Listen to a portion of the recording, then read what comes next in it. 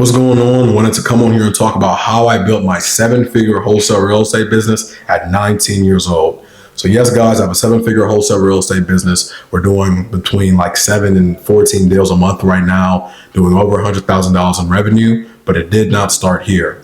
So essentially, let's take it all the way back. Let's start in high school. That's when we can even go before that. Let's start in middle school. That's when I first had like my little taste of business and realized like doing something in the entrepreneurial scene is what I wanted to be. So in middle school is when I first started doing anything business. I was running my first business in 7th grade. I was selling what we called Happy Crack, which is essentially Kool-Aid with sugar in it in like little pockets. And I would just sell those in school. That was my first ever business. Guys, I had employees, a bunch of different stuff, was making decent money doing it as well, but it ended up getting shut down because it was just a mess, but it got shut down. That was my first ever business. Then I started like focusing on basketball, things like that, different sports. So I slowed down a little bit on the entrepreneur stuff, but it really began to pick back up going into my senior year of high school. Once I realized like this basketball stuff isn't long term, you know what I mean? I'm only 5'10", not going to the NBA. I wasn't the greatest. So once that clicked, I really locked in and I began to venture into like all my business endeavors. So the very first business that I started was drop shipping with my guy, Andrew Green. He came to Canal when I was a senior. We were just chopping it up in English class. We started our drop shipping business. Now, guys, we raised money from like different students in school to invest into the business. Like I was talking to this guy getting $5,000 here, doing this stuff here. We were running Facebook ads, the whole nine.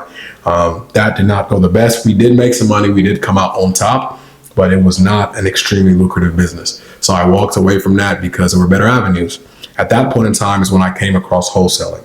So I began to wholesale real estate. A buddy of mine closed a deal, and then I saw what he did, and I literally replicated the same thing and was able to close my deal, right? But despite me doing that, I was still trying other business moves. I was like, okay, if I can make money here, I can make money in all these different places. That was one big mistake I had. I'll touch on that later. But I was like, if I can make money here, I can make money in all these different avenues. So I'm going to wholesale a little bit here. I had a landscaping business over here. I had a home improvement business over here. So essentially on my landscape business, all I did was find a random guy who knew how to put in sprinklers. And I just upcharged on whatever he charged me to put in sprinklers on a house. Did that over and over and over again. And I was making good money doing that. So I was making money fresh out of high school. As soon as I started business, I had a knack for it and I just kept stuff going. But like at that point in time, I was doing 10K months like fresh out of high school. And that was just with me doing everything that I was doing. But of course, I began to hyper focus on wholesaling, a point that I wanted to touch on before. So I began to realize like with me having my focus in all of these different places in all these completely different niches, it made it almost impossible for me to focus and lock in and get really, really good at one thing because I was so all over the place. And wholesaling at this time, really in all these businesses, I was a lone individual. So the only time the business ran was when I had my time in the business. So because of that, I had to focus on one. And I chose wholesaling because I thought it was the most scalable model. Landscaping, it was a seasonal thing. It gets cold outside. I can't landscape. I can't put in sprinklers. Then home improvement, it was too subjective. I didn't like the fact that I only get paid if you like the work that I did. Wasn't fucking with that. So I honed in on wholesaling. So boom, I honed in on wholesaling. I'm starting to pick that up. I'm starting to get really, really good at wholesaling. I begin to start seeing consistent wholesale deals every single month. I'm starting to make some money doing that. And then that's when I decided, okay, I want to put together a real wholesale company, a real wholesale team. And I understand that if I want to scale past $25,000 a month, I literally cannot do it by myself. So at this point in time, I'm doing $25,000 a month. Let's say this is 8 months ago. I'm doing $25,000 a month. I decide, okay, let me go out, let me network, let me put together a team of wholesalers. Let's see what we can do. So it started off, it was going well. We did really, really well at the beginning. Had a few out of town guys. We're all working digitally. We're joining the Slacks. We're communicating. We're reaching out to leads. We're making good money. Then out of nowhere, the decline just began to shoot down. So it's not always been up for me, but we just began to shoot down. And it was simply because I could not get people to focus. I could not get a core group of 6, 7 guys that would consistently come every single day and put in the necessary work, right? That was a very, very big issue. So because of that, I was forced to try and pivot. I'm not going to say I gave up, but it got very difficult for me to close the deals that I wanted to close. And at this point in time, I was funding everything for the business. So I was investing marketing dollars where guys aren't giving me like equal time capital return. It just wasn't worth it. So I eventually slowed that down. But then it was always in the back of my mind, like, we can continue to wholesale, we can build this big operation. I just need to get a core group of guys, or I need to get in a space where I can motivate core group of guys to get to where we need to go. So at this point in time, guys, I bought my first house, bought my first flip. That's a story for a different time. But I bought my first house, bought my first flip. I was focusing a little bit more on like the actual investing part of real estate, getting really educated there, but I was still wholesaling. I never stopped. And then I decided, all right, I want to take this wholesaling thing big. I want to take it major. Met a few guys that I thought I could do good business with. So, all right, I just go out, I find an office and I grab one.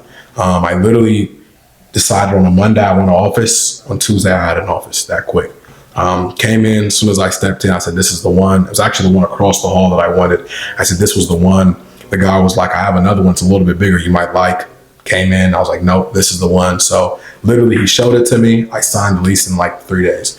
So boom, we move into the office. We're in the office now. Got a core group of guys. At this time, it was almost all the guys that were here now. Actually, when we first started, the only guys that are still here, I believe, are AP, Nate, Ethan, Eli. No one else that started with us is still here. But yeah, that was a core group that we started with. Had a few other guys that we were, working with, stuff like that. So boom, we start the office off. The very first thing that's on my mind when we get into the office is, okay, BJ, how do we create culture in the office? That was my number one focus, my number one goal. I want to create a culture of like hard work, dedication. Everybody's locked in, like we're moving towards one common goal. So that's what I achieve for every single day. And I did that by trying to be the hardest worker in all that I can do, right? My entire life, I believed that to be a leader in a space, you have to be in certain categories. You either have to be the best, but sometimes being the best is not enough. But you almost always have to be the hardest worker, right? It's easier for people to respect what you're saying when they believe that you're putting in the work to say what it is that you're saying.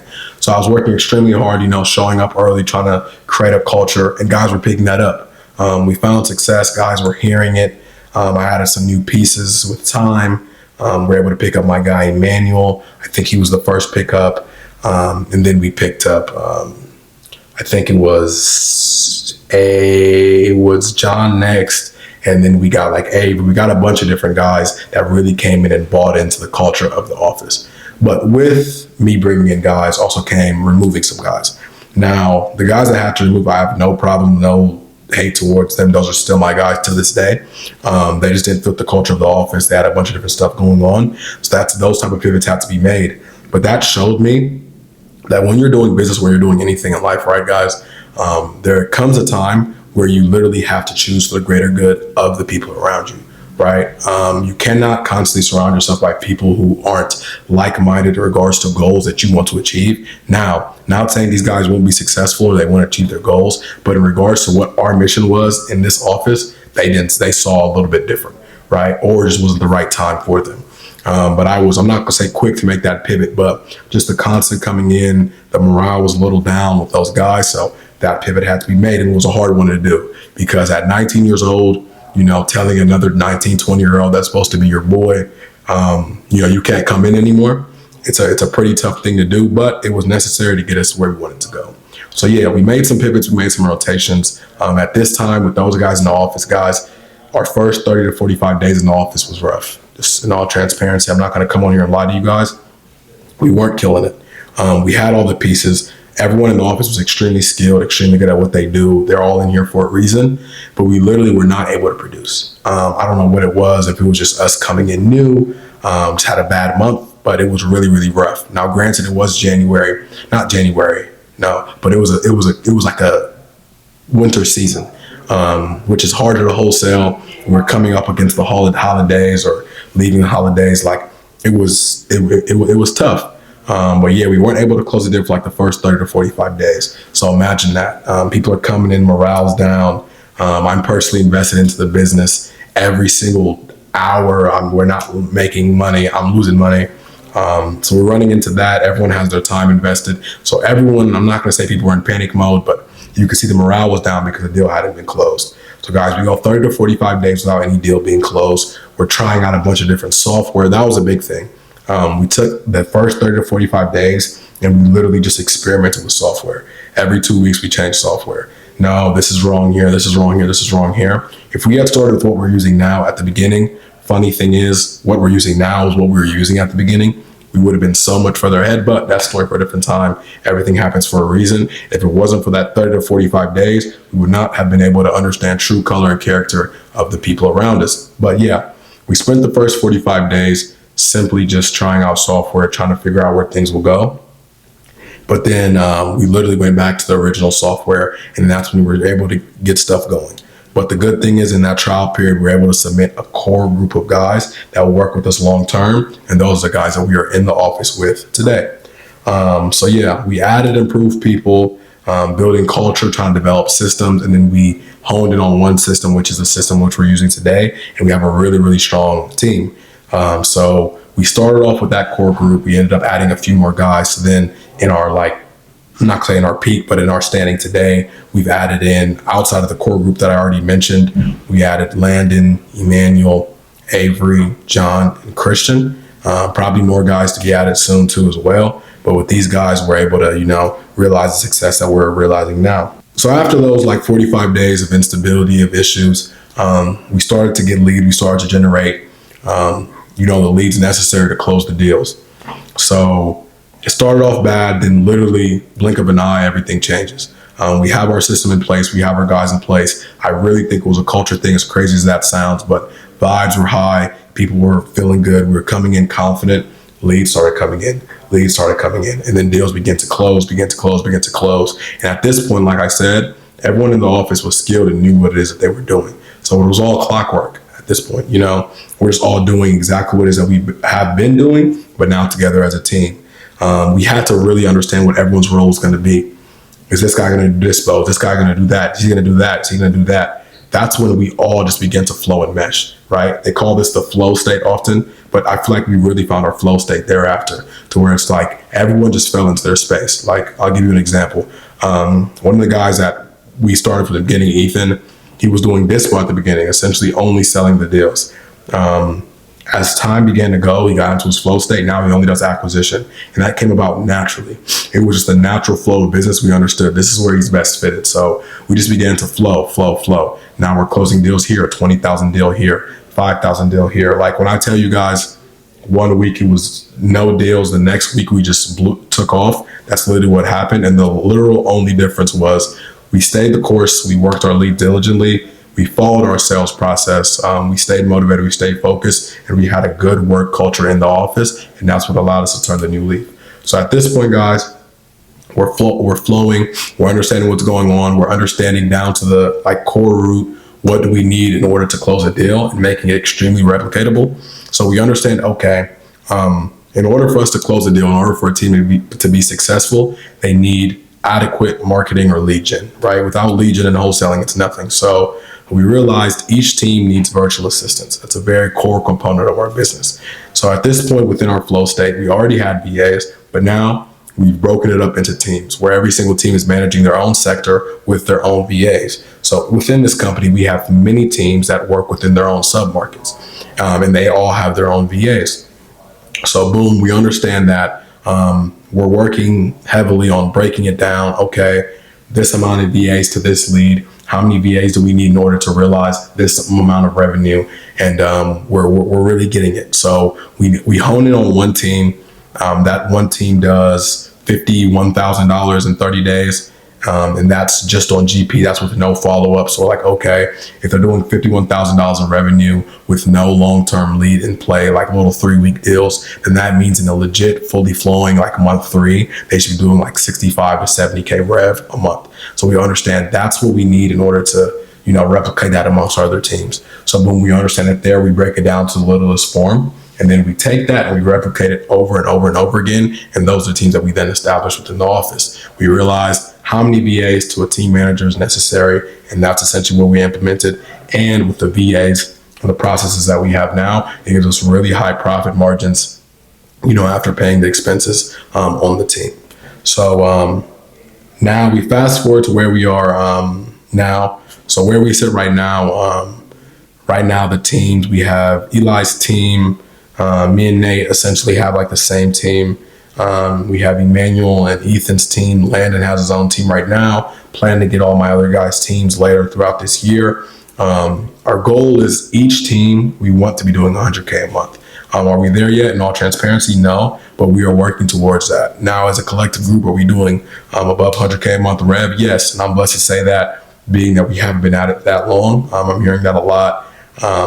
Just it's easy to lose sight of the success that you have when you're always striving for more. But yeah, we're blessed to say that we are doing 100K a month rev already. We want to get to the point where we're doing, like, as a team, 300, 400K rev a month minimum. That's with each team generating 100K a month rev, and we're understanding exactly what needs to go into that to get to that point. We're really honing in on our sales processes and things like that.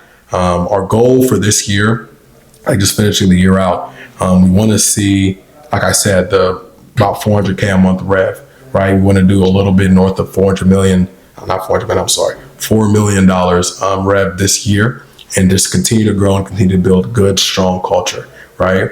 We want to investigate different marketing channels, right? We want to investigate different markets. We want to really monopolize the markets that we are in and become the premier wholesalers in our industry. So I feel like we have the people, the pieces, the capital to get to do whatever it is that we want. Sky's the limit with the wholesale business.